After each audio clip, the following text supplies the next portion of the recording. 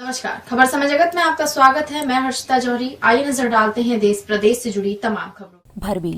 भरबेली थाना क्षेत्र के मानेगांव में तहसीलदार नागरिक आपूर्ति निगम और पुलिस टीम ने देर रात संयुक्त रूप से कार्रवाई करते हुए यूपी के धान को जब्त करने की कार्रवाई की है। संयुक्त टीम ने ट्रक से लगभग 675 कट्टे धान जब्त किया है, जिसमें से कुछ माल गोदामों में खाली हो चुका था। इस वजह से गोदामों को भी सील किया गया है। वहीं ट्रक को भी थाने में खड़ा करा दिया गया है। आपको बता दें कि राइस मिल संचालक के द्वारा यह धान बुलवाया गया था, लेकिन उसके यहाँ खाली न होकर मानेगांव में किसी अन्य व्यक्ति के गोदाम में धान खाली किया गया। बता दें कि जिले में समर्थन मूल्य पर धान खरीदी प्रारंभ है। ऐसे में यूपी का धान यहां आना कई तरह के संदेह को जन्म दे रहा है। जानकारी के अनुसार अन्य राज्यों की तुलना में अधिक वाजिब मूल्य मध्य प्रदेश में धान का किसानों को दिया जाता है, जिसका लाभ बिचौलियों और मिलर्स उठाते हैं और अन्य राज्यों से घटिया सस्ता धान लाकर साठ गांठ करके यहाँ बेच देते हैं या तो मिलिंग में इस्तेमाल कर लेते हैं। इस मामले में भी इसी तरह की संभावनाएं जताई जा रही हैं। फिलहाल तहसीलदार की संयुक्त टीम मामले बारीकी से जांच कर रही है। इसके बाद ही कुछ कह पाना संभव होगा। आपको बता दें कि इस मामले के संबंध में जानकारी देते हुए तहसीलदार ने बताया कि हमको अन्य राज्यों का अवैध तरीके से धान के लाए जाने की सूचना मिली थी। पूछताछ करने पर किसी भी प्रकार के दस्तावेज उनके पास नहीं थे। इस वजह से धान को संदिग्ध मानते हुए जब्ती की कार्रवाई की गई है।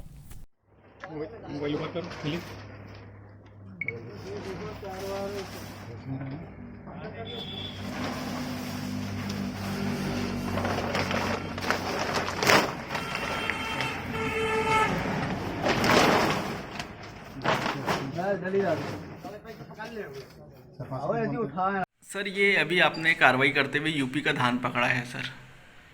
कहाँ आ रहा था और किसके गोदाम से पकड़ाया गया है माल? अभी ठीक 7:30 बजे के आसपास मुझे फ़ोन पर अज्ञात व्यक्ति ने फ़ोन करके बताया कि यहाँ पर बाहर स्टेट का आया हुआ धान खाली किया जा रहा है। और उस सूचना के आधार पर नागरिक आपूर्ति के जूनियर नागरिक आपूर्ति अधिकारी में और हमारा थाना प्रभारी भरबेली, हम तीनों वहाँ पर पहुँचे तो मौके पर पाया कि ट्रक से एक ट्रक जो यूपी से आया था उससे धान निकाल करके एक व्यक्ति है मानेगांव के, उनके कैंपस में खाली कराया जा रहा है। और पूरा जो धान है वो लगभग 675 कट्टी पाया गया है। 450 से 500 कट्टी धान उनके कैंपस में खाली कराया जा चुका था और बाकी का जो धान की कट्टियाँ हैं ट्रक में पाई गई थी। चूँकि मौके पर मैं पूछताछ में बताया गया कि उनके मौके पर कोई भी दस्तावेज उनके पास नहीं थे, ना बेल्टी थी, और इसीलिए धान को संदिग्ध मानते हुए हमने ज्वाइंट रूप से उसको जब्ती की कार्रवाई की है।